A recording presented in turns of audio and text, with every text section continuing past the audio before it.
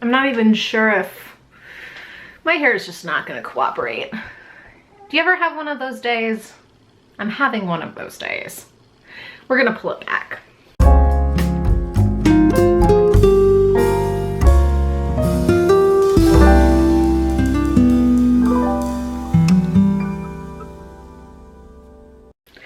So today, we're talking about something fun, and that is the BooktubeSFF Awards shortlist.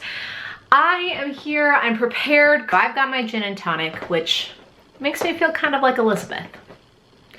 And so let's talk. So admittedly, I got to see the shortlist a little bit earlier than you guys did.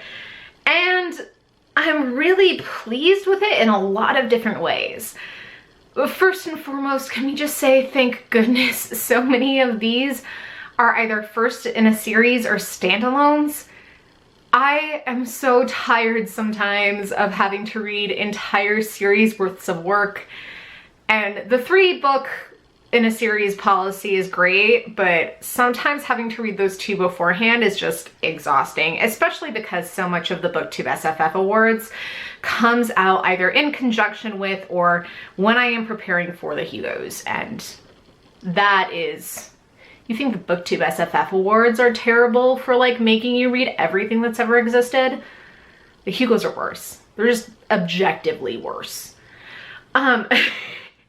So I was really excited actually to see that we had a lot of stuff that was kind of on the standalone level.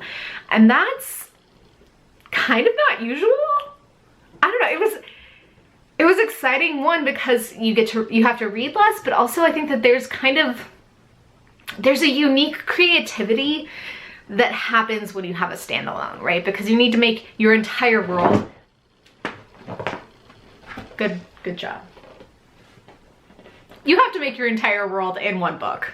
So I don't know if I've ever told the internet this, but Soren here, this bad boy, he has a balance disorder. He was born with a neurological condition. That means that he's actually really bad at the thing that he keeps trying to do. And that happens a lot. But he's a love bug, and he wants you to love him back. He wants you to love him back, so probably give him a like so that he knows. He will know that you love him. He doesn't know anything about the internet. You don't have to like this video.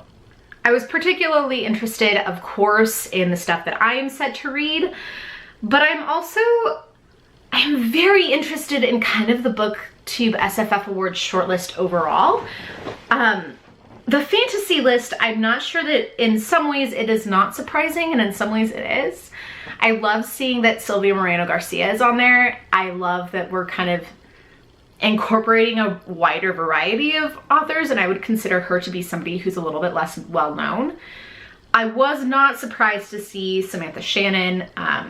Admittedly, I did not like the mime order, but I'm gonna be giving the Priory of the Orange Tree a shot.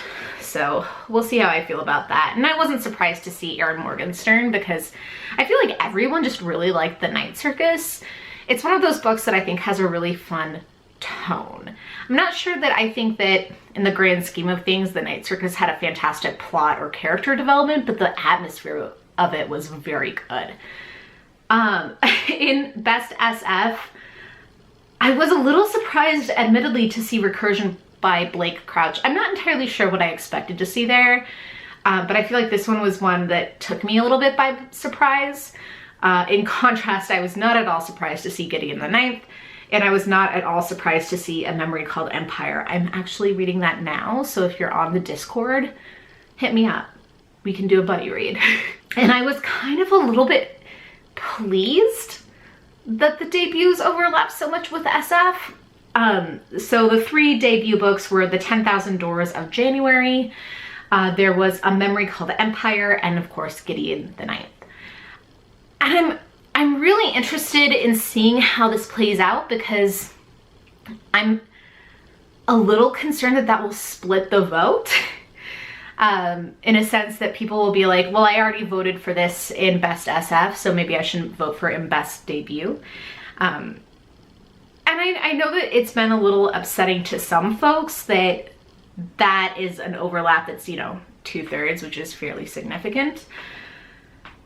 I'm not sure that in a practical level, I'm really glad that I won't have to read a ton more books. But I would have liked to see a little bit more variety. I wasn't surprised to see either, well, any of those 3 in debut. And I'm not sure what I would have put in their place had I been like, oh man, these shouldn't have been here. So I'm actually really interested. If you had something that you voted for in Best SF or Best Debut, let me know. I think in theory I can dig up the long list and kind of check it out on the back end. But I'd much rather have your personal opinions. Holly Black and Brandon Sanderson in Best YA don't surprise me. I feel like especially Sanderson is just a very easy, he's a very easy into fantasy. He's kind of like the Stephen King of the genre, and that's not a bad thing. I do kind of, part of me wishes that there'd been a different selection in Best YA, because I think that there were some really good books. You know, Naomi Kritzer's Catfishing on Catnip was fantastic. I've heard nothing but good things about Children of Vice and Virtue. I've heard nothing but good things about a number of different books in YA categorization. And so part of me always is going to feel like a little bit is left out, but I don't ever want to hold that against someone, because like Brandon Sanderson and Holly Black appealed to a lot of people for a reason, right? There is a friendliness, I think, to their work, a very much an approachability that I think is lacking in a lot of other works. Part of that is also, of course, that they have just a hype machine behind them. So I'm not like mad at it. I just sometimes wish we saw more variety, especially with Sanderson. You know, I loved Mistborn, and I think once I got back into reading hardcore, I realized that I loved Mistborn for the same reason that people who are coming to fantasy love Mistborn, and that afterwards I needed something different. So part of me is a little bit meh on those two. Not mad at them, but just kind of meh. I'm really interested to see Sorcery of Thorns. It was the first one I got out of these two, and then Gilded Wolves by Roshani Chokshi. I'm really interested to try that one. It's been on my list actually for quite a while now. YA is one of those categories that, while yes, I am judging in that category, I'm also just generally really interested in it, almost sociologically, if that makes sense. I like seeing what sells, what the demographics are, because I think that there's this interesting divide in YA between adults who read YA and people within that targeted demographic, right? That like 14 to 20-year-old age who read YA and what they want. And so I'm very interested, kind of as somebody who doesn't read a ton of YA, about what those distinctions are, where they come into play, and what they tell us about how we, one, perceive ourselves, but also how we perceive our youth.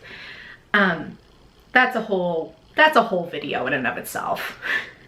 If you are interested, by the way, in me doing a video on YA horror, which is fascinating sociologically, let me know.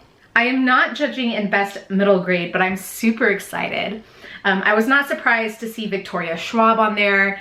I was a little bit surprised to see Yoon Ha Lee, because I read Dragon Pearl and thought it was maybe not inaccessible to middle grade students, but definitely talking to a different level of reader than the average middle grade student, if that makes sense. And then I haven't read Dead Voices, but I'm super excited for it. Anybody who's been around knows I love Catherine Arden. And I'm super excited about Sal and Gabby Break the Universe. Di over at Bookish Di has talked about it like nonstop for months. And I know, I need to read it. It is on my list. For Best Short Work, well, I don't know how I feel about this. There are 3 this year. There's The Test by Sylvain Neuvel, which I just did not like his actual novel series. I'm gonna give the test a shot because I know it's separate from his mech series or whatever it is that they wound up calling that trilogy. But I wasn't a big fan of the style of it. I found it to be, frankly, a little boring. I liked To Be Taught If Fortunate by Becky Chambers, but I know that that's one that's gonna be controversial. I feel like it's not controversial for most of the story, but you either love the ending or you hate the ending. So we'll see. And then This Is How You Lose the Time War by Amal El-Mutar, which I enjoyed, with kind of the caveat that I'm somebody who has I've got a little bit of a chip on my shoulder, admittedly, about time travel stories, because, fun fact, middle school Brie loved Timeline by Michael Crichton and maybe read that book more than 10 times. Not exaggerating. And so I have a lot of thoughts and a lot of feelings as an adult looking back on time travel stories and kind of the underpinnings of them. So I liked the book, but you know, I have some deep ingrained thoughts about that subgenre of fiction. So there you go. Those are my hot takes, I guess. But I'm more interested in hearing yours. If you've done a video, especially, I want to watch it. Link it below so that I can comment on your video and we can have a conversation. If you are on the Discord, of course, hit me up. I'm really interested to see how this year plays out. For some reason, it just feels a little different, and I'm into that. You guys know the drill. Go ahead and comment, like, and subscribe. Let me know what you're thinking, how you're feeling, all of that good stuff. I hope you're having a good reading week, especially for those of you who are kind of in an imposed or a voluntary social isolation. Us poor book readers, we're all forced into social isolation. We hate that. If you want to hang out with me in other places, you can find me on Twitter and Instagram. I hang out there, and right now I should be posting a lot of videos and tweets about how I am sitting at home reading and waiting for my maple syrup to be done. I tapped my own maple trees this year. I hope you guys are having a good one.